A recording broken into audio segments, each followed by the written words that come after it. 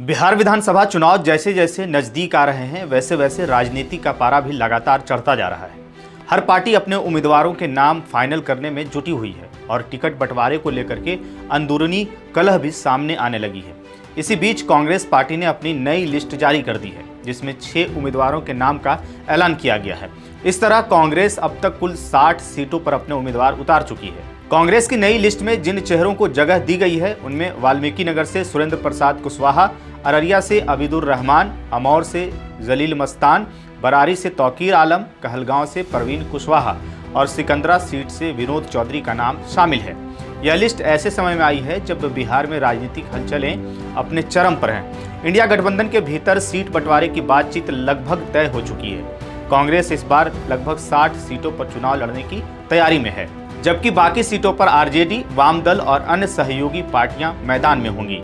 Congress party का focus इस बार संख्या से ज्यादा प्रभाव पर है। पार्टी जानती है कि बिहार में उसका सीधा मुकाबला भाजपा जेडीयू गठबंधन से है और ऐसे में उसे चुनिंदा सीटों पर मजबूती दिखानी होगी। कहलगांव जैसी सीट पर कांग्रेस ने परवीन कुशवाहा को मैदान में उतारकर साफ संदेश दिया है कि पार्टी अब पुराने चेहरों के साथ साथ नए ऊर्जावान नेताओं पर भी भरोसा दिखा रही है।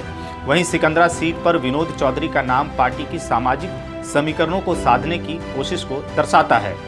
बिहार में इंडिया गठबंधन के भीतर बातचीत और तालमेल की प्रक्रिया अभी भी जारी है। कांग्रेस और आरजेडी दोनों ही चाहते हैं कि सीट बंटवारे को लेकर के कोई भ्रम न रहे। दोनों दलों के बीच पिछले कुछ दिनों से लगातार बैठकें हो रही हैं ताकि चुनाव से पहले गठबंधन की एकता का संदेश जनता तक पहुंच सके।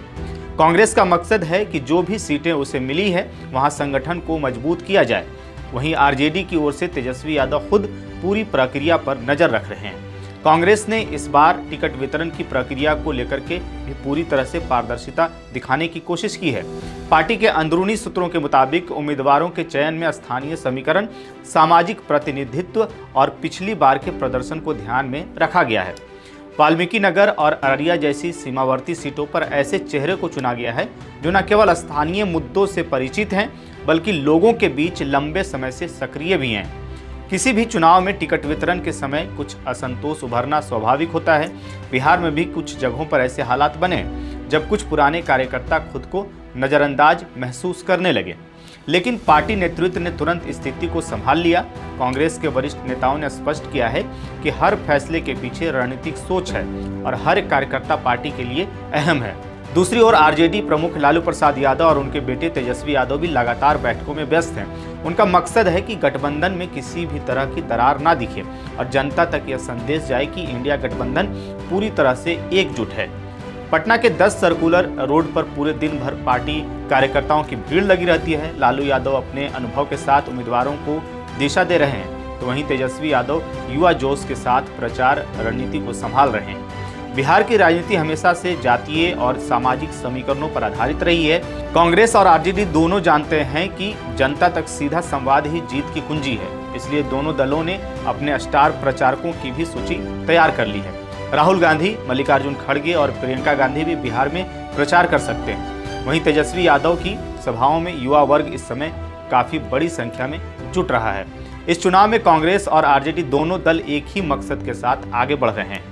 बीजेपी जेडीयू गठबंधन को कड़ी टक्कर देना है, इसलिए किसी छोटे असंतोष को बड़ी दरार की तरह पेश करना सही नहीं है। दोनों दलों का फोकस बिहार के विकास मॉडल पर है।